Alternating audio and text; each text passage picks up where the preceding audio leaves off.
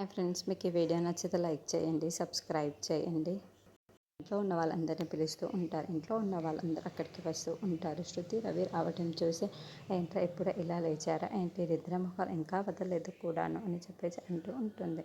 ఆ మాటలు వినగానే అక్కడున్న రవి అయితే సరే మేము ఇప్పుడే వేగంగా రెడీ అయ్యి వచ్చేస్తాము అని చెప్పేసి శృతిని తీసుకొని వెళ్ళిపోతూ ఉంటాడు. ఇంతలో మనోజ్ రోహిణి వాళ్ళు అక్కడికి వస్తూ ఉంటారు. అది చూడగానే అక్కడున్న బామ్మగారు ఏంట్రా ఇప్పుడే లేచారా ఏంటి, నిద్ర ముఖం ఇంకా వదలేదు మీకు కూడా అని చెప్పేసి అంటూ ఉంటుంది.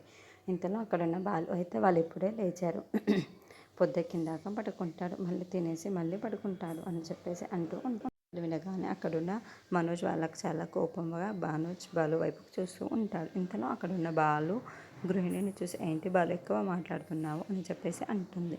ఇంతలో అక్కడున్న బాలు మాత్రం అవును మరి, మీరు ఉదయాన్నే లేచి పొలాలకి వెళ్ళి నీరు తోలి అలాగే పాలు పితికి మరీ వచ్చారు కదా అని చెప్పేసి అంటూ ఉంటాడు. ఆ మాటలు వినగానే అక్కడున్న రోహిణి అయితే చాలా కోపంగా బాలు వైపుకు చూస్తూ ఉంటుంది. ఆ మాటలు వినగానే అక్కడున్న వాళ్ళ బామ్మగారు అయితే నవ్వుకుంటూ ఉంటారు.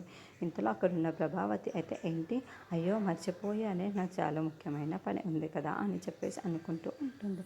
ఆ మాటలు వినగానే అక్కడున్న వాళ్ళ బామ్మగారు ఏంటి, నువ్వు కూడా పండ్లు తోముకోవడం మర్చిపోయావా ఏంటి అని చెప్పేసి అనుకుంటూ ఉంటుంది. ఆ మాటలు వినగానే అక్కడున్న వాళ్ళందరూ నవ్వుకుంటూ ఉంటారు. ఇంతలో అక్కడున్న ప్రభావతి మాత్రం చాలా కోపంగా